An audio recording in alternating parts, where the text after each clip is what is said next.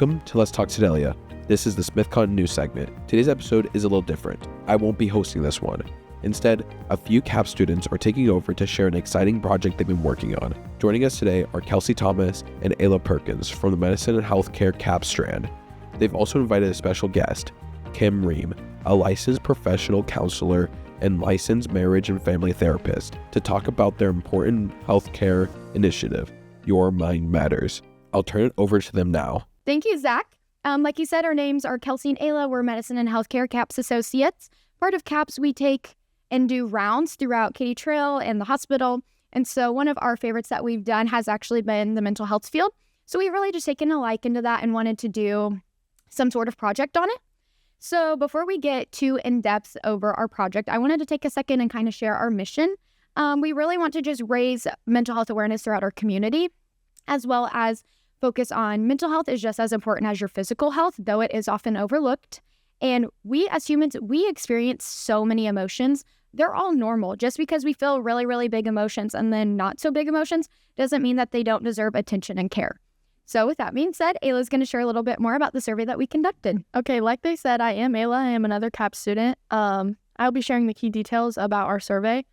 First off, we were really shocked to see the amount of responses that we conducted. We ended up with 280 responses. The support has definitely been surprising and overwhelming, but we are just so thankful and excited that so many people are interested and want to support us in our project.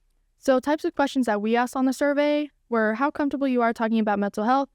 And we asked people about like their biggest emotion that they feel, and self-image was the highest ranked. So throughout this, we will be talking about 4 trends that we noticed while looking over the survey. Those are physical health, overall emotions, societal outlook, and self-image. After discussing those, we will discuss our personal interests that caught our eye while looking through the survey. Alrighty, thank you, Ayla. So with that being said, we're going to be bringing out our special guest, Kim Ream, to answer some of those sit-in questions by our community. Hello, Kim. Thank you so much for being here. We're so excited to have you. Would you be able to take a second just to share with us, our audience, a little bit about you, your experience in the mental health field, your credentials, things like that? Yes, definitely. But first of all, I just want to say wow about your results.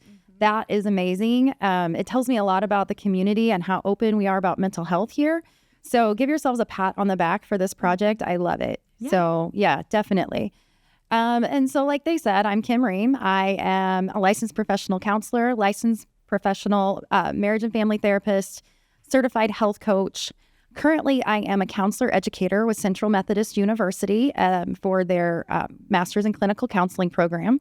And if anyone's interested in pursuing a career in counseling, that is, I might be partial, but it's a great program and you get to hang out with me. So that's even better, right?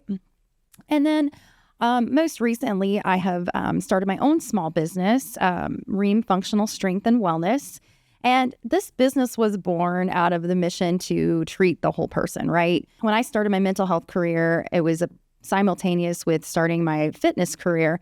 And something that I noticed from the very beginning was the big impact that when people started focusing on their physical health, their mental health improved as well. So there's a huge connection between our mental health and our physical health. And so my goal, my passion is to be able to offer services that encompass the whole body, the mental health, the physical side, and really just help people feel well.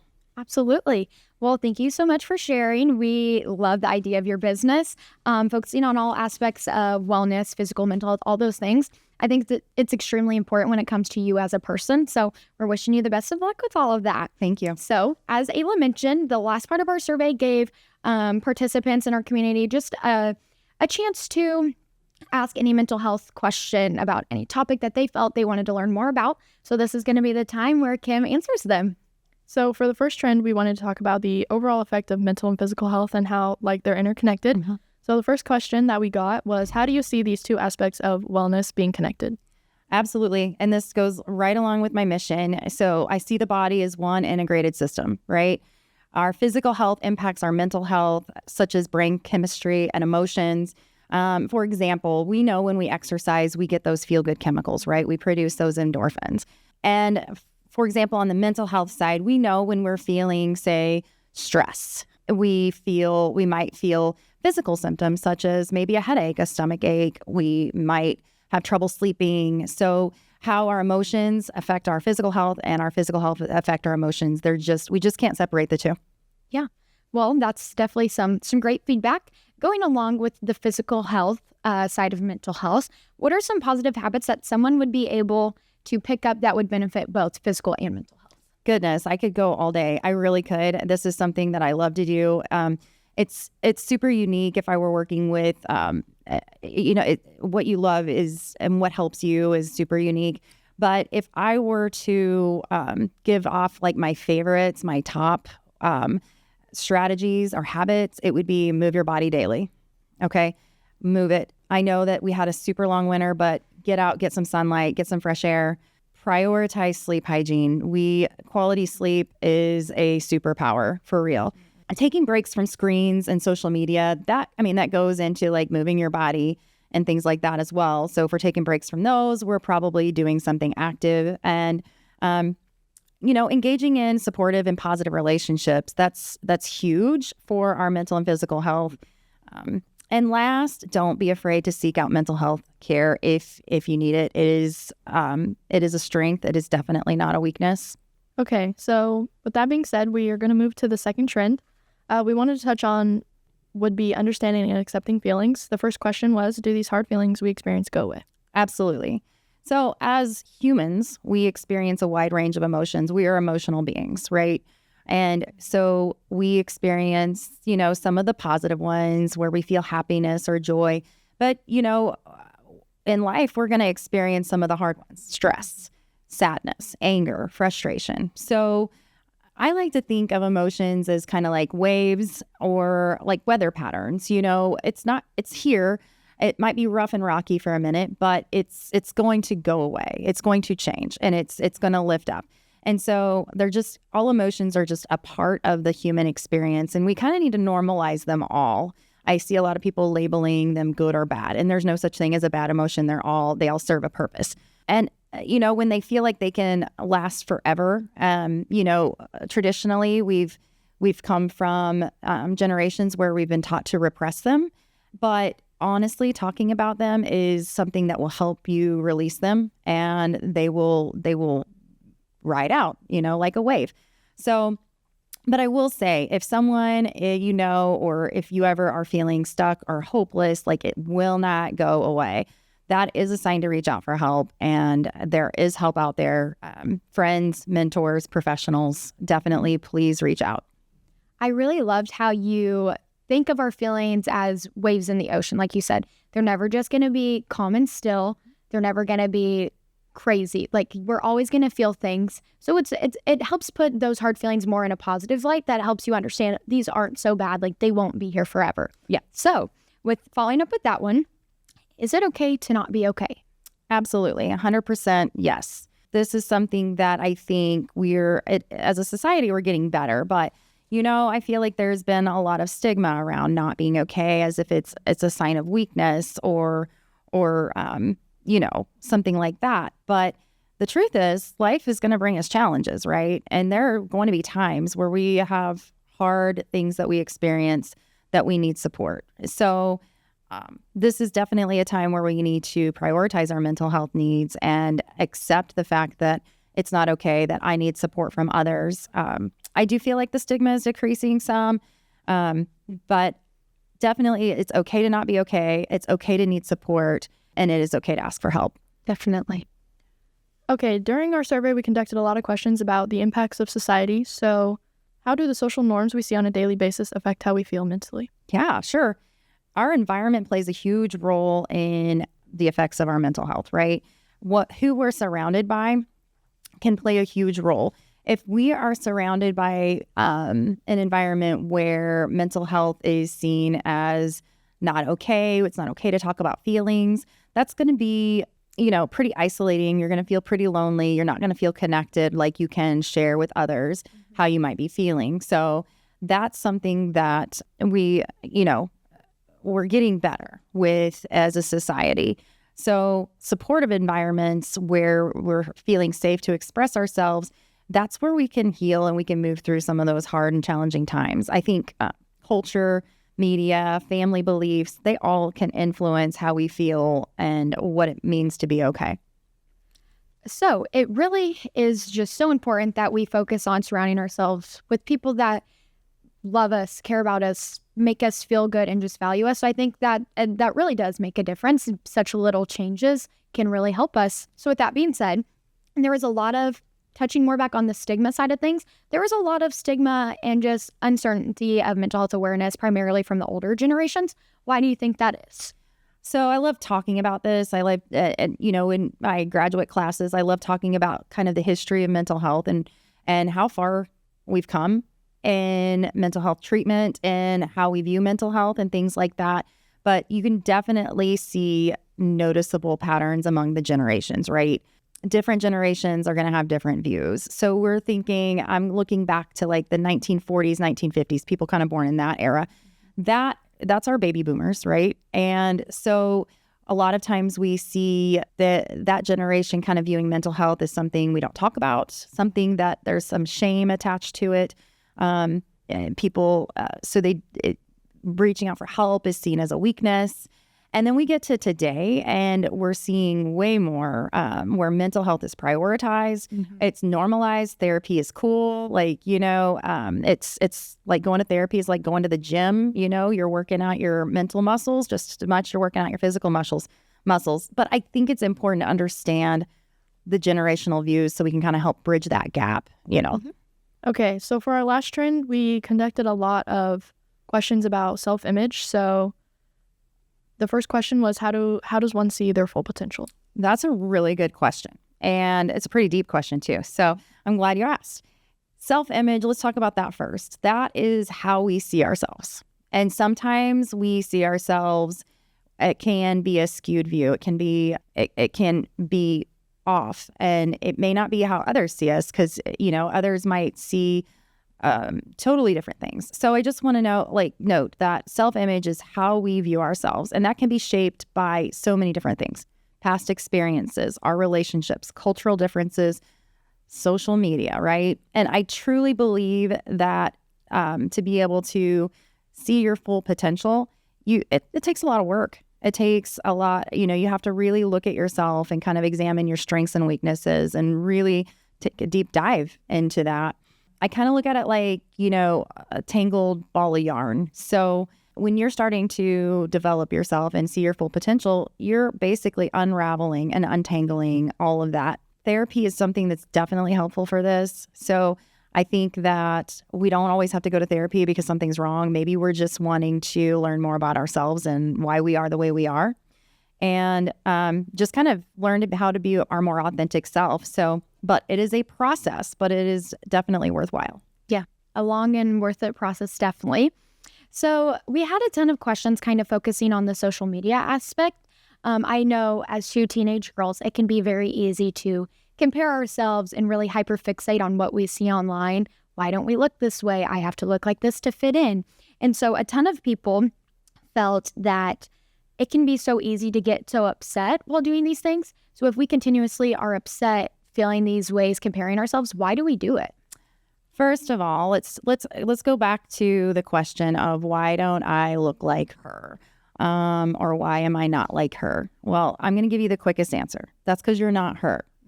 Okay. So that's the first thing, is we need to recognize that we're all our own unique person, right? What my life is not going to look like your life or your life. It just isn't. Okay. But comparison, I think, is something we do. We've been, socialized to do this from birth. We are born, we're put on the scale. We're told this baby weighs, and, they're 97th percentile compared to other babies. And then we get into school and we're compared based on grades. We're compared in athletics. So, I'm a runner, and that's something that at the end of the race, you're constantly being compared based on who was the first female, what was their time. And so comparison is something that we do. What I do want to note is that comparison does not have to be a bad thing. It depends on how you're using it, right? If you're using comparison as a way to grow and develop and learn, I think it's great. I think it's an excellent tool. Now, if you're leaving yourself feeling bad or feeling inadequate, that's something you need to explore a little bit more. What is it about this situation that that is making me feel bad about myself? What is it that I might be lacking? Is it in my control? And is this something that I can accept? Yeah. Okay, so as I said in the beginning, we were going to discuss our own personal questions that we picked from the survey. The one I chose was, what are good ways to handle stress and jealousy? Stress and jealousy, those are really really good emotions to talk about, actually. They're very common. And with any emotion, when anybody's questioning them, I first like to help them get curious. So I want to help that person kind of play detective on, what's this emotion trying to tell me? Where's it coming from? What's this about? So what am I really feeling? Really ask some deeper questions to kind of explore what's going on with this emotion. What's been going on that led to feeling this way? And what's the story I'm telling myself about this feeling? So just definitely playing an investigator, just to understand, where's this emotion coming from? What is it trying to tell me? But, when we think about jealousy, we think about, what is it that's making me jealous right now? So for example, my sister got a new car. Am I jealous because she got a new car? Or am I jealous because I think she doesn't deserve it? Mm-hmm. Or am I jealous because I want a new car? And so anyways, again, you really want to understand what the root of the emotion is. And with stress, I think I look at, again, trying to figure out what the root of that is. But how do we cope with that? We would do different breathing, grounding techniques, maybe some boundary setting, definitely examining what's in your control and what's not. Yeah.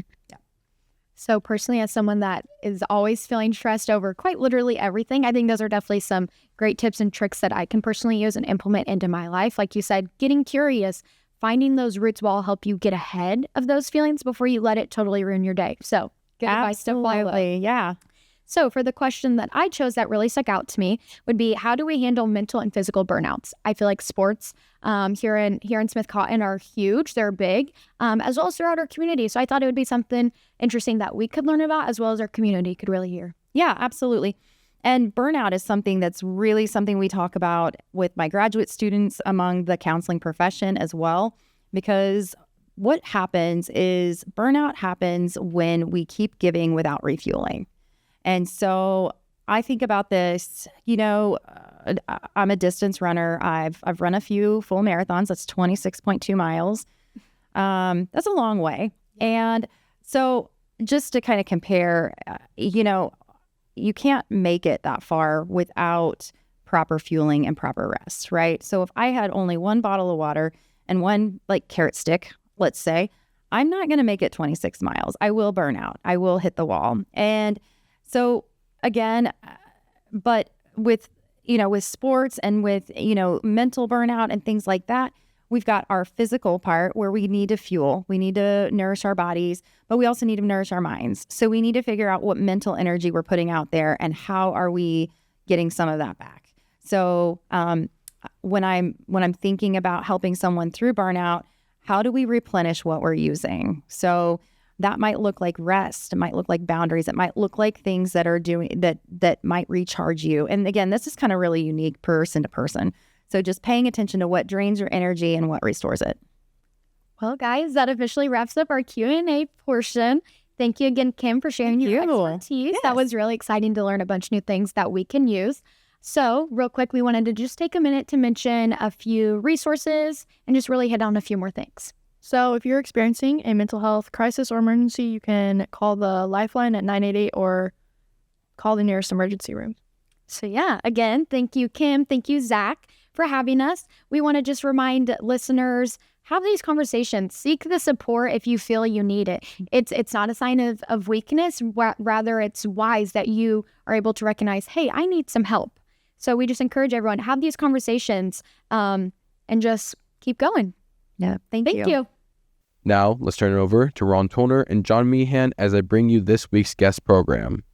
Welcome to another edition of Let's Talk Sedalia, and we have some fantastic guests with us here today, Kevin and Kristy Long. And we always like to start off by letting the folks watching us get a little bit more information about who you are. So, where you lived, where you went to school, and where you're at now, and those kind of things. So, We'll let Kristy go first. okay, Kristy, take it away. Well, I grew up in Smithton, Okay. Missouri. Lived on a 100-acre farm all my life. And when Kevin and I got married, we moved 5 miles down the road. Okay. So you ended up not too far from Homestead. Not too far. Okay. So are you still active in the farming stuff at all? Or? We have cows at Okay. home, and Okay. yeah, we have cows. Okay. All right. Kevin, how about you? So I'm actually from Sedalia. Okay. Actually graduated from Smith Cotton High School in 1986. Okay. So very familiar with Sedalia. Met Kristy and actually met Kristy when I was really little. And we, Let's say I think I was 4. yeah. So we got to hanging out and got married in 1990. And here it is. Okay. Well, So. great. So, one of the main focuses for this program today is that this is an educational component for Smith Cotton students and the CAPS program. Want to know a little bit more. You folks started a winery. I'd like to know a little bit more about how that all came about. So Kristy and I, we fell in love with wine, Missouri wine, really, about 20 years ago, and loved going to all the Missouri wineries. Okay. Loved meeting the people at the wineries, whether it was the customers or the actual owners. One of the really neat things about Missouri wineries is the owners are always around. You go to California, Oregon, some of those bigger wineries, and it's all corporate. Missouri is really all about the business owners and being there, seeing their customers, sitting there having a glass of wine with them, having discussions, just talking about everything and learning about everything. So it's More of a social event. Being present. Being on site. Yeah. Okay. Yeah. Okay. And the winery opened for operations when? 2013. All right. March 1st of 2013, the 5 days before the big 20-inch snow. Yeah. Okay. And you just passed your 12th birthday, I guess, as far Yes. as the business goes? Yep. Yes. Do you just do your own grapes? So we purchase actually all our grapes. We have no grapes on property. We buy all our grapes from other Missouri vineyards around. We get a few grapes from Sonoma, which are actually in juice form. But most of our grapes are all Missouri grapes. We have 2 wines that, like I say, have Sonoma, California juice in them, but everything else is grapes of Missouri. So does that involve that process as just a bottling piece then? It really isn't a whole lot different whether it's California wine or Missouri wine. It's just how the process is taken. Once the grapes come into harvest and you do that, you crush them, and then you turn them obviously into juice.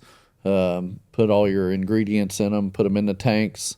We use oak barrels as well as stainless steel tanks, but most of our wine is done in stainless steel to keep from having the big, bold flavor of the oak barrels. A lot of people in Missouri doesn't like that part of it. So, Well, and you learned that I'm sure from sales. I think that is indicative of what kind of wines you want to stock, but also because you're there on site and you listen to your customers and they tell you what they want to drink. Correct. Yeah. Yeah. So how did this go from dream to reality? So we started out making just small batches of wine, and we actually made a bunch, made a small amount of wine and put it in some bottles, and we had a big camping trip going with a bunch of friends to Truman Lake, actually, and went down there and we took this wine with us, and they had no idea we was making wine. Or even considering Considering it, to be real honest. And took it down there, and we opened it up while we was sitting around the campfire, and they was like, "Where'd you get this?" It was like, "Well, we made it," and they didn't believe us, and so we got some other different wines out and let them try it, and they was like, "Wow, this is really good," and that's kind of how the story started. Really, we started out really small, and now we make lots of wine. Well, now that brings up a really good question. So how much wine do you make? So currently we're doing somewhere around 48,000 to 50,000 bottles a year. Wow. Which is about 9,500 gallon.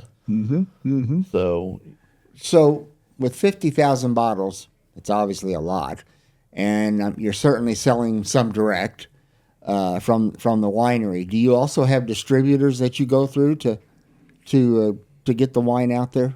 About a year ago, we partnered with County Distributing out of Sedalia. Sure. And they service 13 counties.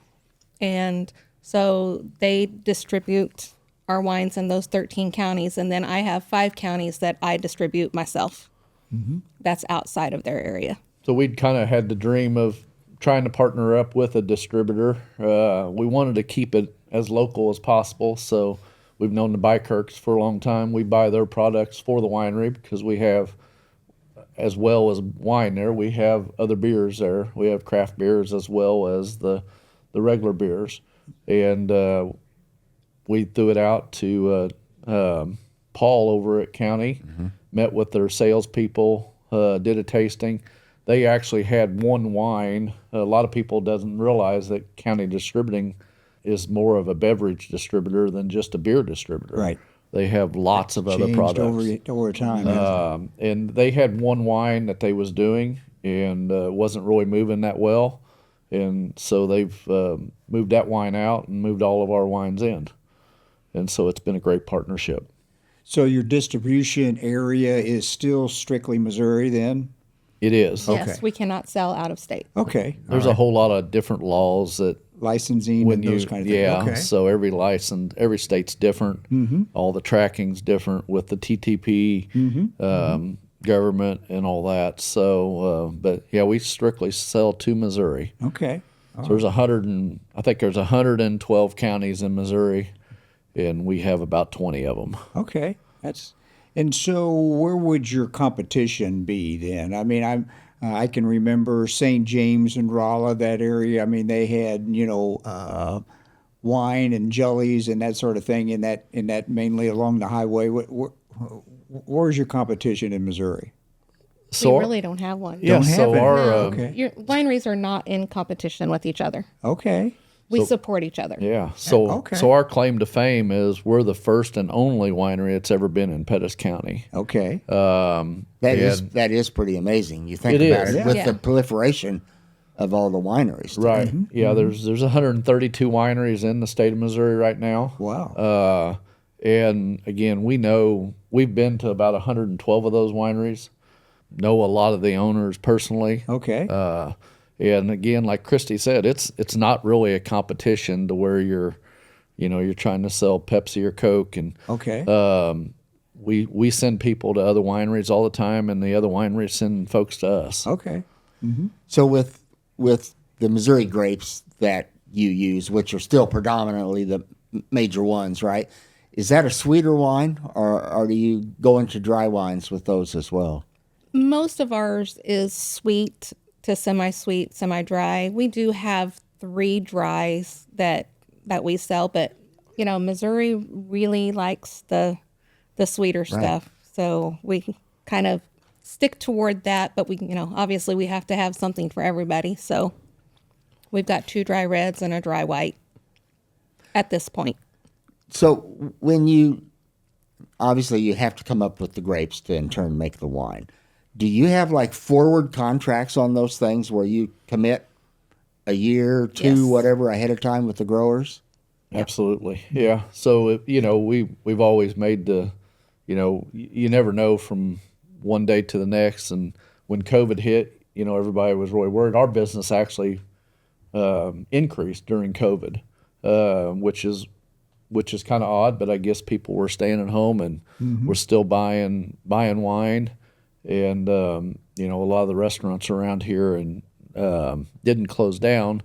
And we was fortunate we didn't have to close down because we was such a small location out in the county. So we still had a really good crowds out there. But yeah, it's been a great business. And I've been remiss here.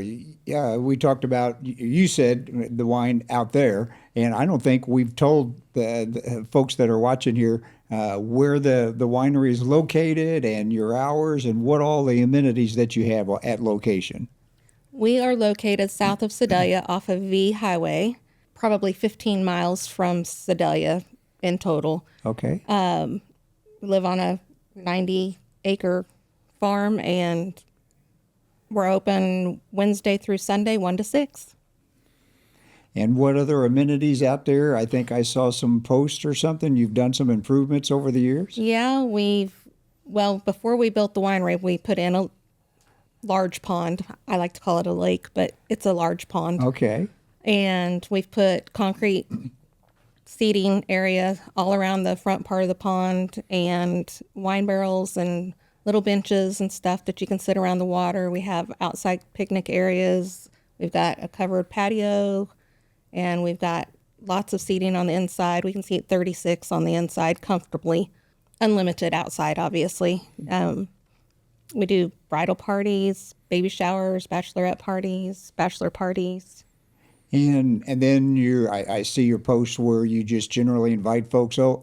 Hey, we're open. Come on out and relax. And yeah. Okay. Word of mouth is the best way to get customers. I agree. Mm-hmm. Yeah. We get a lot of lake traffic as well. Okay. V Highway is kind of the cut through to the lake, the Ozarks. You don't have to go through Co-Camp that way. Okay. And we get a lot of lake traffic. We did a study before we opened the winery, and there's about 20,000 vehicles over a weekend that go through our intersection where we are located. Okay. But then something that Kristy didn't mention is we do live music also at the winery. Okay. We do that, try to do it a couple times a month. We're going to try to increase that coming up. But we have local musicians come and play, and actually Trevon Dawson, that's on The Voice, has played at the winery a couple times actually. So yeah, he played there when he was 15 years old, I believe. Okay. So yeah, it's kind of cool. So folks who would want to attend your music, is there a way that you just go to your website and get updates from that? We have it on our website, our Facebook page, and Okay. Usually I don't do TikTok too much, but Instagram and A lot of social media. Yeah. That's Okay. really the way that people find us. Okay. We have the blue tourism signs on the highway through the state of Missouri. It's called the Todd's program. Okay. But yeah, so we don't do a lot of billboards. We used to do billboards, but the blue tourism signs really draw people in, it seems like. Mm-hmm. Mm-hmm. So the day-to-day operations, Kristy, I understand you're the one that sees to everything gets done on a day-to-day basis. Correct. But Kevin, you've got other employment too. Tell us about that. So I'm a president of B&P Excavating here in Okay. Sedalia. They're a large excavating company. So that's my full-time gig. Work there every day, from 6 to 6 usually, and then go home and still get to see some of the people at the winery. Okay. The weekends are, obviously free, but we do a lot of off-site stuff on the weekends, and Christina and I try to go to those a lot. But yeah, Kristy pretty well runs the winery. We have 4 other ladies that work for us at the winery. Okay. And so sometimes we're there and sometimes we're not, but there's a lot of times Kristy's down there. She's not really working. She's just down there as the owner of the place and visiting with the folks. Taking care of business. Yeah. And that Be in that business face. is being in the face of the community and those who are stopping in. So Yeah. you've had tremendous success there. Is there words of wisdom for the folks that are watching this podcast? I'd tell you not to ever be afraid. That's Okay. the big thing. When we started out with about 2,500 gallon of wine, and now, like I say, we're making 9,500 gallon. And I remember when Kristy's dad, and when we brought the first bunch of, did all the bottling and had it all there, he came in and he said, "What are you going to do with all that wine?" And I said, "Well, we're going to sell it." And he said, "Well, good luck." And so 2 weeks later, we was bottling a whole lot more wine because we'd already sold it. So yeah, it's a great business to be in. You meet a lot of neat people a lot of business owners around. We do stuff with State Fair Community College. We set up there once a quarter and do wine during their events that they have for their art program. Okay. And so we're always trying to give back to the community because that's who supports us. Yes. And a point well taken, because I've seen you at many events with the Sedalia Area Chamber of Commerce and at the college and what have you. And, on behalf of the community, thank you for doing that. I just think that's a tremendous benefit for the whole community by you folks stepping up and doing it. Well, we want to thank the community for supporting us. Yeah, it's a two-way street, isn't it? Absolutely. If it wasn't for them, we wouldn't be here. Yeah. Well, I love your mindset there about needing to be on site to take care of your customers and listen to them and understand what they like and don't like, and then also giving back to the community in a way that it enhances your future, but also helping others to succeed also. Yep. Tremendous. What's a typical aging period for your wine? So the quickest wines, we can kind of turn them around in about 160 days on your sweeter wines. Are older, the drier they are, the longer it takes typically. So we have some wines, one of our dry reds is actually 3 years old before we ever sell it. So we always make that as a joke, if we wanted to retire or do something different, we would still be in business for 3 years after we made that decision, because we have 3 years of wine in inventory. And so, we'd obviously run out of a lot of the other ones, but we'd still have a lot of wine to sell over the next 3 years for sure. I guess it depends upon how old you are, because Ron doesn't buy green bananas anymore. It's getting really close. That's right. They got to be ready. That's right. Absolutely. So you said earlier, I think it was you, Kristy, that said that you really don't have competitors. It's really more of a big family that's involved in winemaking here in Missouri. Are there formal organizations that your wineries become part of, associations to help each other, or is it more informal? Well, all of the wineries belong to the Missouri Grape Association. Okay. So, whenever you start out a winery, you kind of look to those other wineries as well for guidance. And so the same thing with new wineries that come in, the association, they look to other wineries. So they've looked to us, we've looked to others, just kind of, but we're the same people, so everybody's working together to make everybody's business better. So we worked with, when we first started, we worked with, it was called Ladona Ridge up in Smithville, and they helped us out a lot. We worked with Les Bourgeois over at Rocheport, still work with those guys a ton. They're really great people over at Rocheport. But as Kristy said, there's a Dale Hollow Winery in Stover that was not there before we started. Jesse and Asher and Katie, the owners there, came up and met with us, and we helped them through the permitting process, helped them go through all that. There's another one down there in south of Stover. It's called Timber Ridge Winery.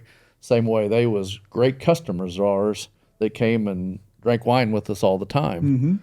And they wanted to do the same thing, and we kind of helped them out a little bit.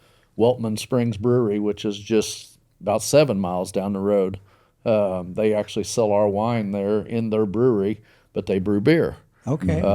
And so we worked with them a lot also at the beginning when they was first getting started. So And we hear a lot about government red tape, and you said something about helping another winery get started with the permitting process.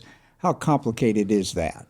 It's tough. It's tough. There is a lot of red tape. Once you have to get, all your labels have to be pre-approved by the federal government. Wow. And then once they approve them, then it has to go to the state, and the state approves them for copyrights. Okay. So you can't call your wine the same as somebody else's wine.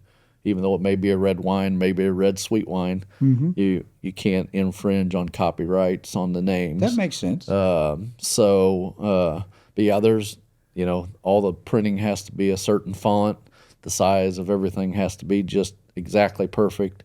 And then, of course, you got to make sure you pay all the excise taxes. Oh, well, of course. Do you ever have somebody come in a administrative capacity, government, whatever, but where they have to do periodic, not only looking at the operation and the equipment and the cleanliness and so forth, do they have to actually sample the wines? They have not. No. You have to give them your basic ingredients, but you don't have to do exact percentages of it. But they want to know what the type of grapes are going to be in it, but they don't ask any of the percentages or anything like that. Really, the only ones that inspect us is Pettis County Health Department, obviously, and then the alcohol and tobacco control. It's not the state. It's more just the liquor control that comes and inspects and makes sure that all your licensing and everything is all up to date. So, in fact, we just had an inspection 2 weeks ago and passed with flying colors. So, Okay. And what was that? Was that state or county? that was the state. Okay. Yeah, All right. the state came in and checked our license, checked all our servers that work there has to be what we call smart server trained. So they've went through a state of Missouri course, and so they know when to sell and when not to sell, and when to ID and when not to ID. Okay. So, just out of curiosity, when they come in like that, do they come in announced or unannounced? Unannounced. It's always unannounced. Yeah. We have a good relationship with them, because of Kristy has the relationship actually, because she makes a lot of quick trips to Kansas City to get a caterer's license to do an event for State Fair College or for weddings or the Sedalia Chamber. It never fails. Everybody kind of forgets about we need wine here for this event, and then it takes a while to get a license to be able to transfer from our winery to that location, and so Kristy makes a lot of trips to Raytown in Kansas City to see the alcohol and tobacco guy up there to get permits. And so, is it only because that's where the office is? It's not a county permit. If it's a city function, so a function inside of Sedalia. Okay. So like when we do a wedding reception or anything at a business in Sedalia, we have to also get a city license. Okay. And then, when you apply for that has to go through the city council first for approval. Right. And then we get that back, and then I have to go to the state and get a state permit as well. So, it's kind of a lengthy process. It seems a little cumbersome when we talk about, government interfering with the easy flow of business But, the city and the state have been great to work with. We've not ever had any trouble. So. Well, I really think, I'm not saying this out of knowledge, but just what I observe, I would think that the grape and wine industry in Missouri is really a big part of tourism now. Oh, it is. It's huge. Yeah, Is huge. Missouri is used to be fourth, and I believe they're actually sixth now in the country, but for production of wine. Well, when you consider the fact that the other part of those six are California and Oregon and Washington and whatever, that's still saying a lot. It is. Yeah, Missouri. The wine produced in Missouri is really good wine. People really enjoy it, and they've got it going. Back in the Prohibition days, Missouri actually was big in Herman, and then Prohibition came in, destroyed all the stuff, and then actually a lot of the grapes from Missouri was sent to California and Oregon. The vines actually to help them get started again. So it was Herman and Augusta and those areas are really cool areas to go to and see if you've never been to a lot of old wineries there. Right. Yeah, been there. Well, what's next? You've taken a position outside of the winery business, and Kristy's managing everything there. what's next on the agenda for the winery? We're going to continue to do what we are doing right now. Okay. You know, we don't plan to do any expansions. A lot of people has asked us to build venues to where they could have on-site weddings and stuff like that. Okay. They've asked us to put in bed and breakfast, different things like that. We want to keep it small. When we did it, we wanted to be a small winery. Okay. We've grew past that just a little bit, but you know, we're a larger winery, but we still have the small time feel. Okay. So we just kind of want to keep that vibe going. We try to create some new wines. You know, creating a brand new wine and starting the process up is really expensive. We have a lot of people. We have 12 different wines. We started out with 8, and so we add a couple. We try to add a wine or two off and on, you know, in every couple of years. Sure. But adding a wine is really expensive. Not just because of you know, it takes more glass, takes more bottles, takes more corks, takes more labels, takes more permitting, because every time you add one, you have to do the permitting process. All right. And then obviously the inventory is the big part.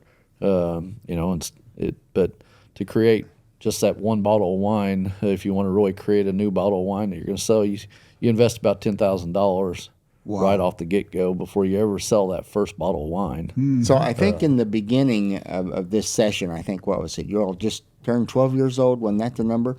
So in that 12-year period of time, obviously you did a lot of experimenting, a lot of developing what ends up being the 8 or 12 that you sell now. How many strikeouts are there in a situation like that? How many times do you finish it up and you say, that's not going to work? Well, we've been pretty fortunate on that. I was going to say, I don't think we've ever had that yet. We've No not kidding. We've not had a strikeout. We've had some wine that has went bad during the fermentation process. We dumped 5,000 gallons down the drain one time. That hurt. Oh yeah, yeah, it's a lot of bottles of wine. But you know, we worked on it and tried to get it under control. We couldn't get our pH level under control in it, and you know, it was one of our good sellers. And what we didn't want to do is, we could have put it in the bottle, could have put a cork on it and put it on the shelf, and it may have been fine. But you've heard of wine popping the corks out. We didn't take that chance. We just dumped it and started over. Better to be safe than sorry afterwards. Absolutely. Because you depend so much on that repeat business of folks coming back because they like your product. Right. And you really don't want your wine on the shelves at the grocery store popping. Right, yeah. Yeah, wouldn't be a good thing. Yeah, that's right. Oh, Ron, any other questions? I don't think so. I mean, from my standpoint, I just want to congratulate you on taking something from nothing to what it is today. I mean, there's obviously concerns when you do that. There's risk when you do that. But, boy, the reward is just tremendous when it all gets done. And not just the miracle, just what you've accomplished. That's great. Well, he's a very, very smart man. So he's done it. So That's what as just to follow with what Ron said. You know, what a great success story. You know, and this is in Smithton or Sedalia, Missouri. Great things can happen, and it grows from maybe that very first bottle or two of wine that you made to now the production that you have going, and in 10, 12 different counties that you're distributing that in. And so that's great. You know, so Keep it up. thank you. Absolutely. yes, Thank yes. you. Well, We have a future plan. Like I say, you know, when we finally retire, we have our son lives right down the road from us, and okay. he has interest in the winery. We have a daughter that lives down towards the lake, and she's got a family and doing all that down there. But we don't ever intend to sell. Okay. We intend to keep it in the family. It's going to be a family operation Absolutely. from day one all the way Absolutely. until it's finished, you know. So, Yep. well, to the folks that have been watching us today, we've had the opportunity to have Kristy and Kevin Long with Wildlife Ridge Winery. And so tell folks one last time, how would you get there? Well, if you're coming from Sedalia, go down 65 Highway about 5 miles, hit V Highway, take a left, and you go 8 miles, and there we are. 8 miles off of the 65 highway on V. And what's your website? wildliferidgewinery.com. Okay. Well, again, thank you very much. This has been great. This has been We great. appreciate what you. you guys are doing. We appreciate the opportunity to come in and visit with Well, you. and you know, it's this has been Ron's idea with the whole CAPS program, which is supposed to get the students out learning real life stuff. And of course, they did all of this, and it's a major deal to get those recordings and everything else all set It's up impressive. and what have you. Yeah, and you know, this was all their doings to make all this work. So, Great for Sedalia. Yeah, Thank you. I think so. Yeah. Thank you Thank you all. guys. Okay.